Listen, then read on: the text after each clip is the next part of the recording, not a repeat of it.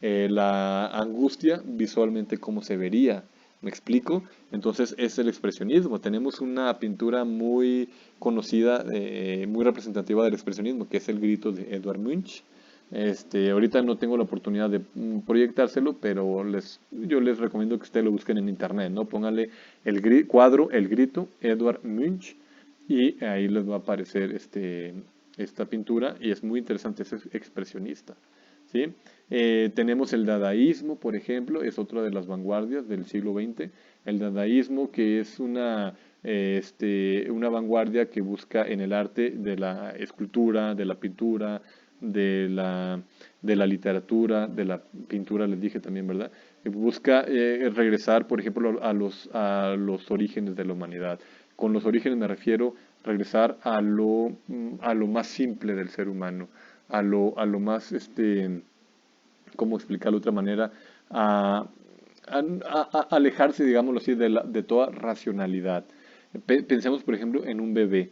El bebé es un ser humano, digámoslo así, primitivo en sus actos, en sus movimientos, no habla, ¿verdad? En sus razonamientos, es como más primitivo, por decirlo de alguna manera.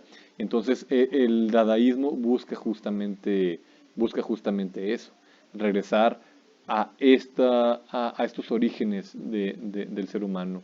Por ejemplo, en la literatura busca expresar a través de palabras de balbuceos, mejor dicho, más que de palabras, de balbuceos, como un bebé. El bebé que balbucea no habla, sino solo balbucea. El balbuceo se entiende como una práctica, ¿no? Del bebé, del ser humano, recién nacido o a los pocos meses de haber nacido. Es una práctica del habla, ¿verdad? Es decir, el bebé tiene que practicar, tiene que agilizar, tiene que mover sus labios, su lengua, ¿verdad? Para ejercitarlos para en un futuro próximo que empiece a hablar.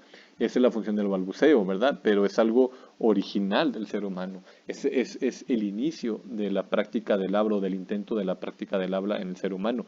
Y pues el dadaísmo busca regresar a estos inicios, ¿verdad?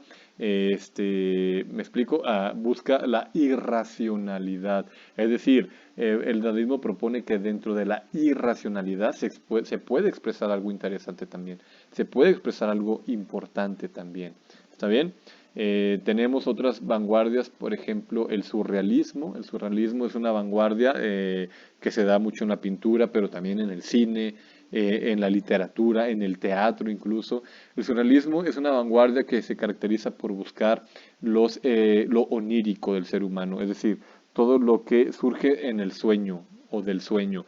Y es una vanguardia que tiene muchas influencias de las teorías del psicoanálisis de Sigmund Freud, por ejemplo, ¿no?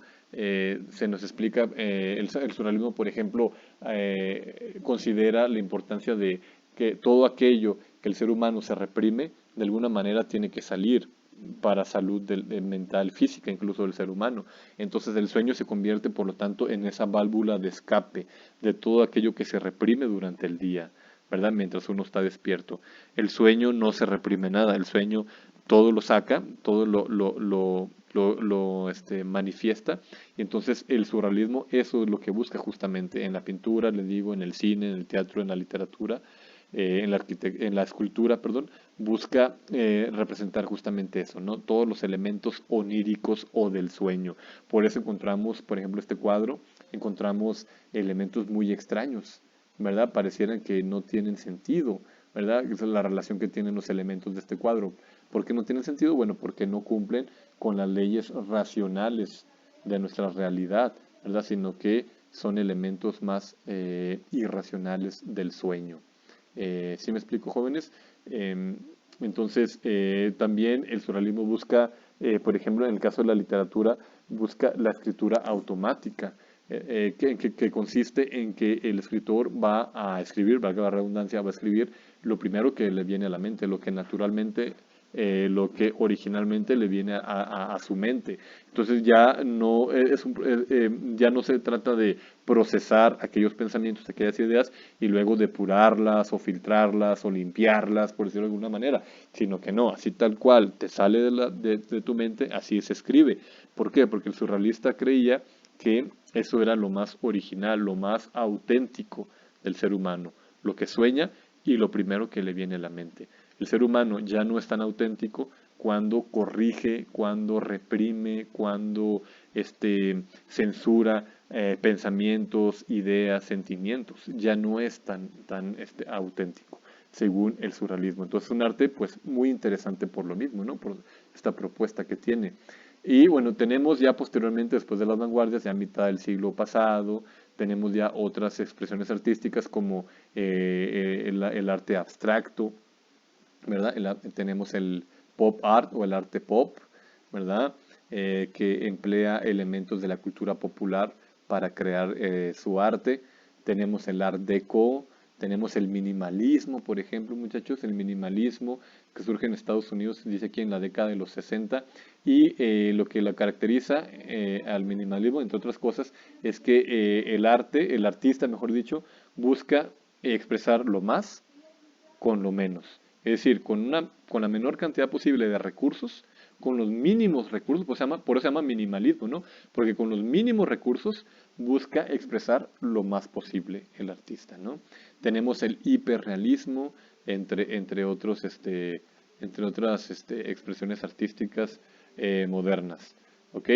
Bueno, no quería hacer muy largo el video, hasta aquí llego. Si les interesa algunos otros movimientos artísticos o algunos de los que mencioné, pues los invito a que busquen, que lean completo aquí el capítulo de su libro y que busquen en otras fuentes digitales o impresas acerca de esto, ¿no? Y seguramente pues les va a interesar mucho.